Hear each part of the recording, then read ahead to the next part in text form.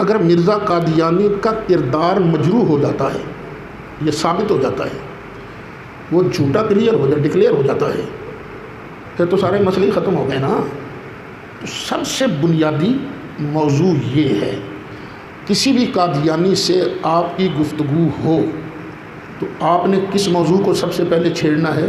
مرزا قادیانی کے کردار کو۔ اور یہ بات ہمیں قرآن سے سمجھ میں آتی ہے۔ وہ کیسے؟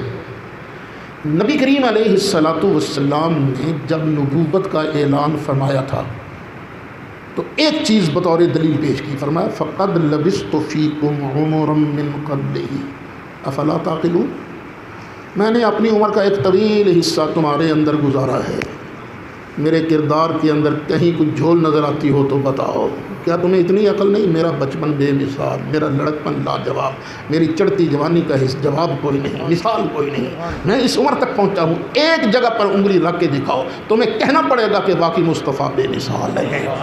یہ قرآن نے اصول بتایا ہے نا، اس لیے ہم سب سے پہلے مسئلہ کون سا بیان کریں گے؟ کردار مرزا۔ لکھیں آپ، کردار و تعارف مرزا۔ لو بیٹے لو، اس کی پیدائش، خاندان،